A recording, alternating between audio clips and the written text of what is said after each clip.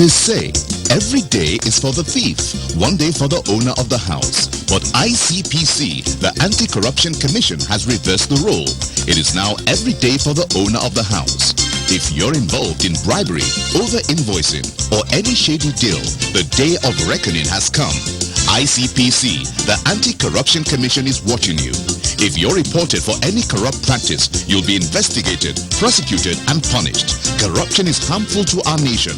Join the campaign against it by reporting any corrupt practice to ICPC, the Anti-Corruption Commission.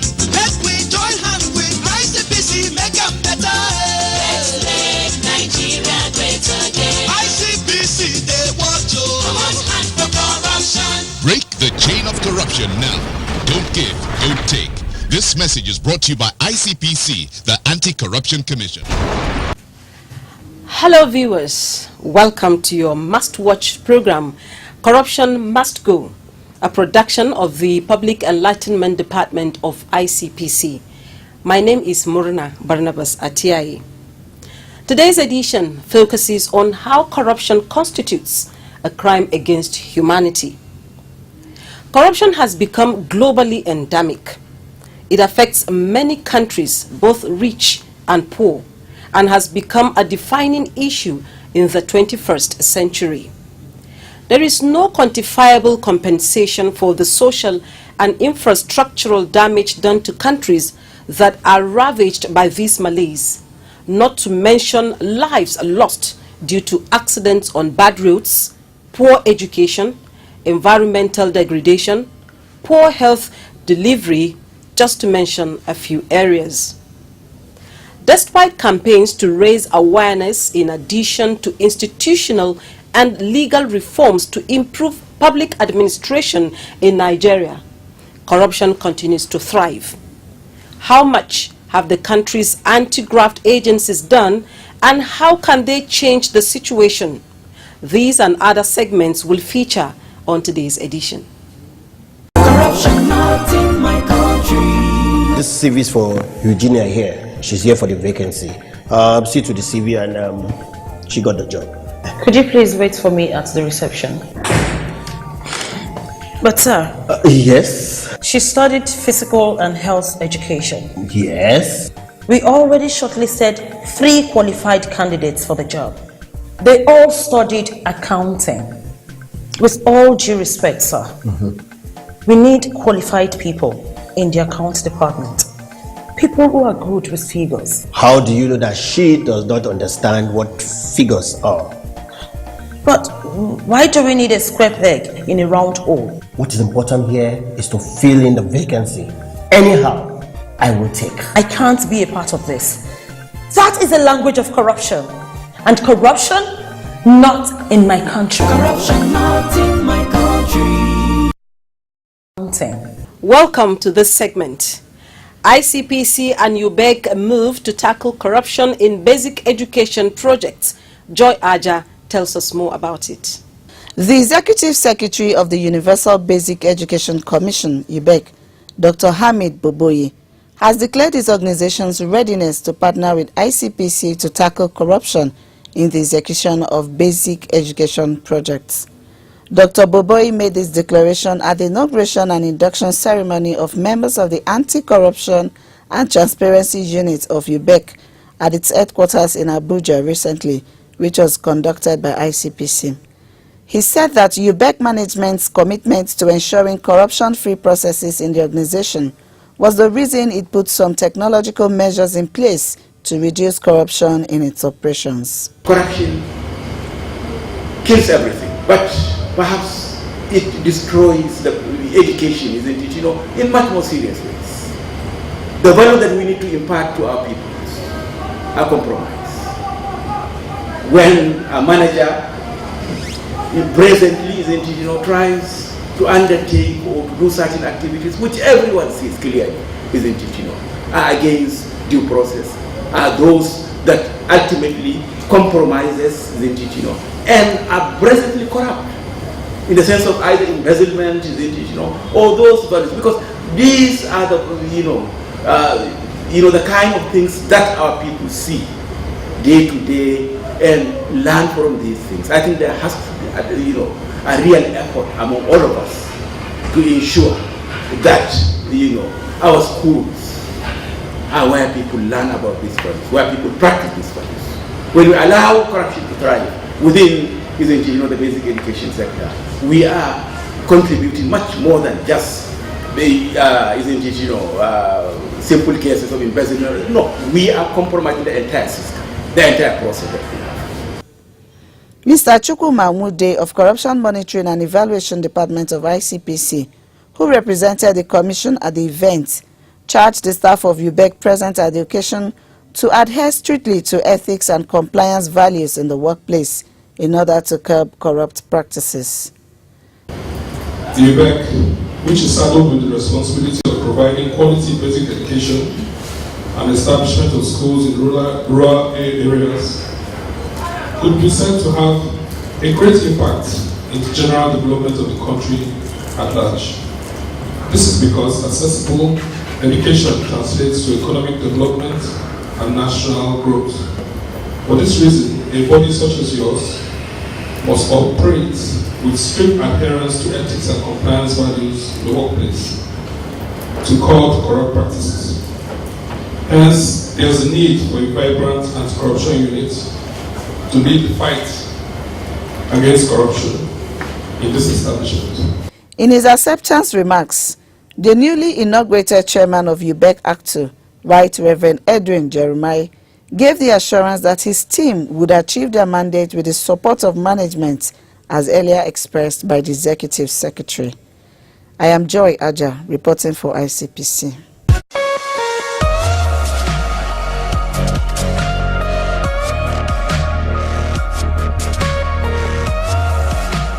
In another development, ICPC is set to arraign ex-Kebbi Governor Dakingari over 664.3 million fraud. Ruth Awodi brings us details.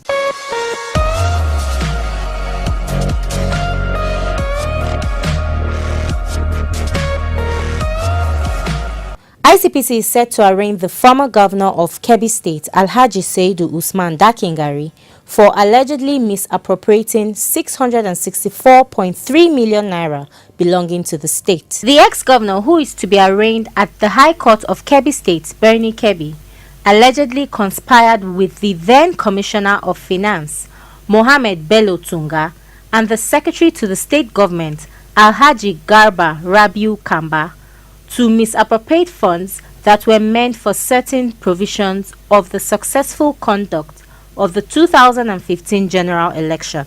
Tunga and Kamba are already facing prosecution by the Commission at the Kebbi State High Court. ICPC's efforts to effect service of the court processes on the former governor have been without success since he was granted bail on self-recognition by the Commission.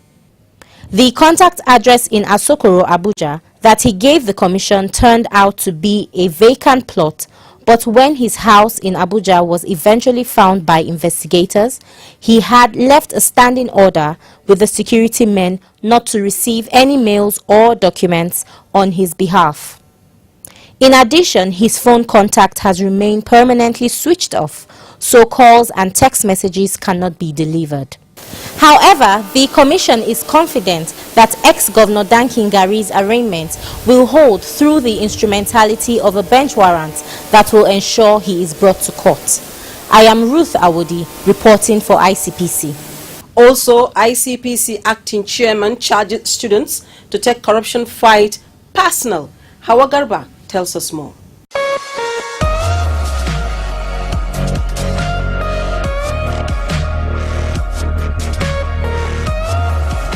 The acting chairman of ICPC, Dr. Musa Abubakar Usman, has called on Nigerian students to be bold enough to take ownership of the fight against corruption in order to secure their future and that of the country.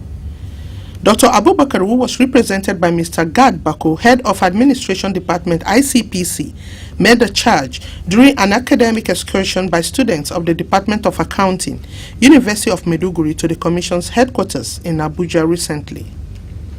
The acting chairman said that it was important to have students join the fight against corruption because they are a major stakeholder in the war against corruption, adding that the future of the country can be guaranteed if Nigerian youths act responsibly and with integrity. He noted that as prevention was the best approach to the corruption fight, it was a good idea to have the accounting students learn how they can prevent corrupt acts from being carried out. Also speaking at the event on the topic about ICPC, Mrs. Azuka Ogugwa of the Education Department reiterated Dr. Abubakar's charge for students to stand up for the future by taking a stand against corruption. She urged them to imbibe strong moral values, promote integrity and shun corruption, saying that if they did, Nigeria would be greater. Hawa Garba, reporting for Corruption Must Go.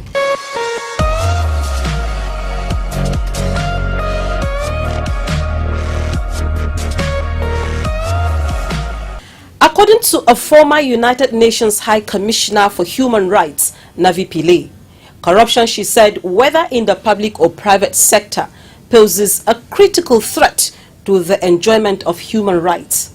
It weakens institutions, erodes public trust in government, and impairs the ability of states to fulfill their human rights obligations. Today, we sampled the opinion of some Nigerians on how corruption has denied them of their basic rights.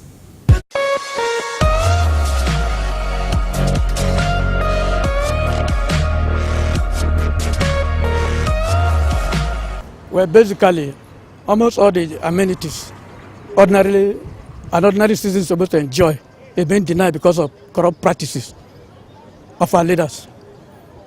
For example, it takes almost 24 hours for you to travel from here to Lagos, and lies where the general road network of the country. All the necessary road projects in the country have been abandoned because contractor will collect money, run away, share the money with some corrupt government officials. The same thing cut across the power sector. Power sector is not working because of corrupt practices. The same thing cut across all sectors of the public. Nothing is working because of corrupt practices, especially among civil servants and our political leaders. Well, in the area of denying of rights, you see when somebody retired from civil service, like people retired last year up till now, they have not paid them their retirement benefits. And these people have contributed this contributory pension. How will somebody retire? The money he contributed, he will not give him. That is denying of rights in one way or the other. But the government, they can stop this by releasing the bond. I've said bond to pay the retired civil servant. There is money there, like in the pension contribution. They have about 9 trillion naira balance. Why can't they pay the retired civil servant? Some of them, like now this May-Pray, our children will be going back to school. Some are in high institution. How will we be able to pay them and pay our rents without this pension and gratuity? That's one way of denying us our rights. It has denied us a lot of things. For instance, look at in this region there is a lot of corruption. Okay, for example, now I'm a business person. They don't allow us there again, even along the road inside the market. I don't know what they want us to do in this situation. It's very terrible, unbearable. So the Nigerians, we are crying. Let the government do something about it.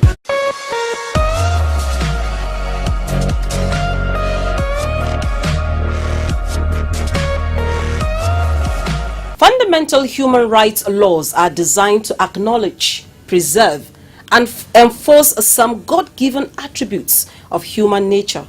Corruption poses a threat to these rights. Mr. Tunde Bamiboye is a human rights lawyer and activist. He explains further.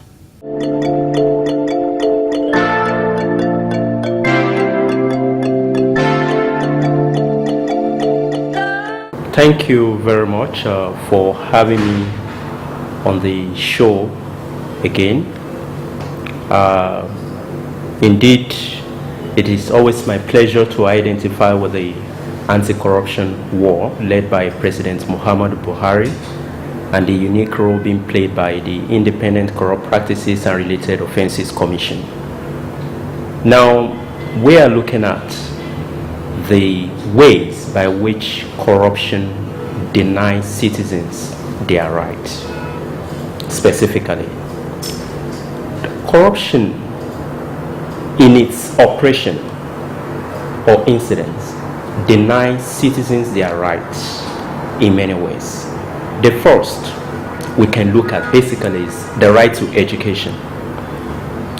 Currently, we are told that about 10 million Nigerian children are out of school.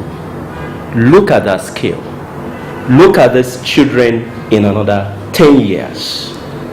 What kind of citizens will they become for us? When you also look at the health sector, about 145 women or thereabout die every day.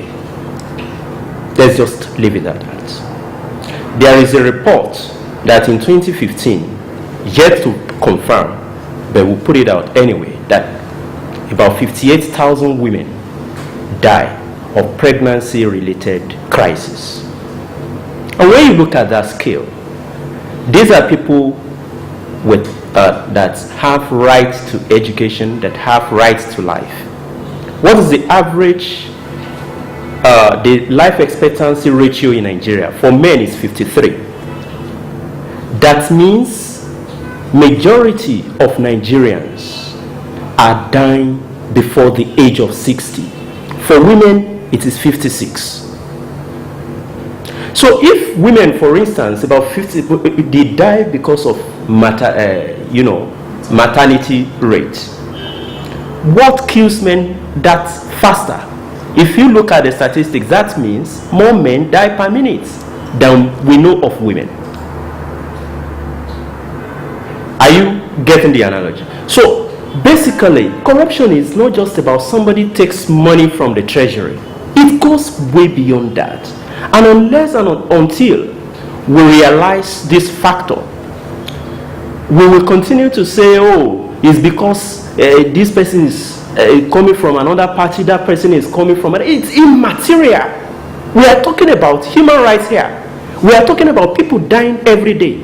So under the circumstances, it really goes to no issue whether it is one religious leader or it is one political leader or otherwise.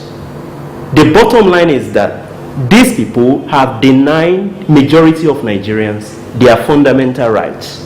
And as such, whichever way and at all cost, they should be prosecuted. That is the way to see corruption. Okay, sir.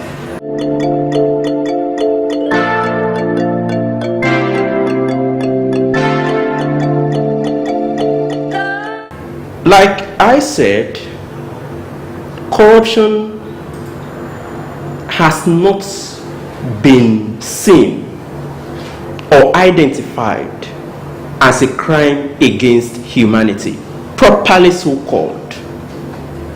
That is the challenge that we have. We still have the challenge of perception. We still have the challenge of understanding what we're up against.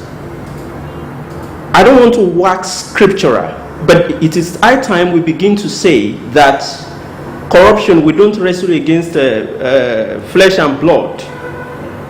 It is systemic. And when we talk in terms of crime against humanity, you are already evoking certain laws that transcends the municipal laws.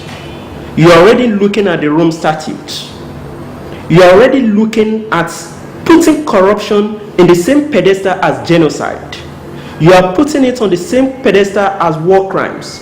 You are putting it on the same pedestal as torture and war crimes. And until we see corruption as genocide, then we will not be able to rise to the occasion. We will not be able to give it the attention it deserves. We see that with this program, we can begin to address corruption the way it is. And I expect, for instance, there is no two way about it. We need a state of emergency in the war against corruption. Why? Corruption is a failure that is contagious. Creates a system whereby 100 million Nigerians are living under the poverty line.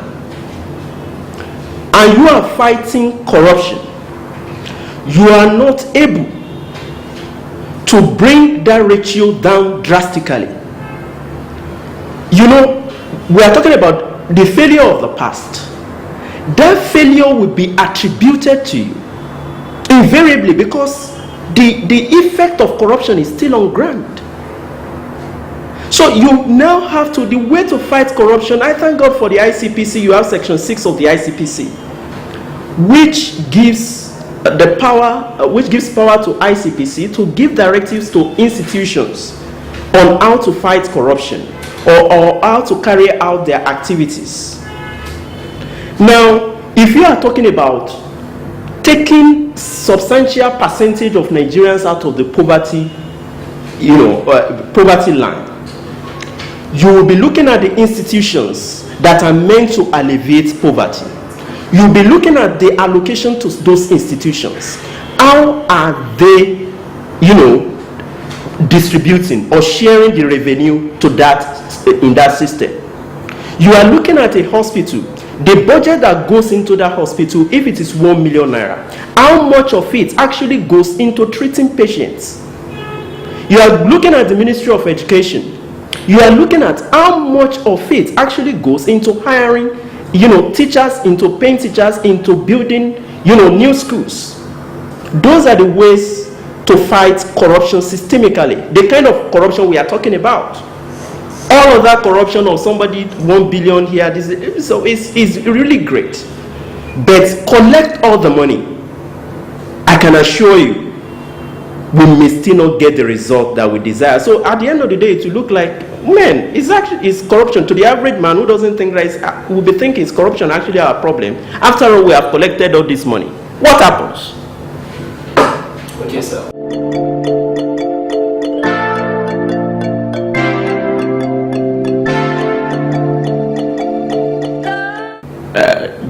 Flowing from what we have said originally, ignorance, perception. And again, everything stems from ignorance. A philosopher said that when the masses can understand, they will have the courage to act upon their understanding. For intellect is like light. From a chaos, it creates a world. Ignorance on the part of the people, the beneficiaries of the war against corruption itself. You can see someone that they are prosecuting his kinsman or his party man and is jobless. His wife is in the hospital, he is in poverty, seriously, and he's still fighting on behalf of that person that you are prosecuting. But if you have the momentum, if you have the support from the civil populace, you will have the impetus to go very far.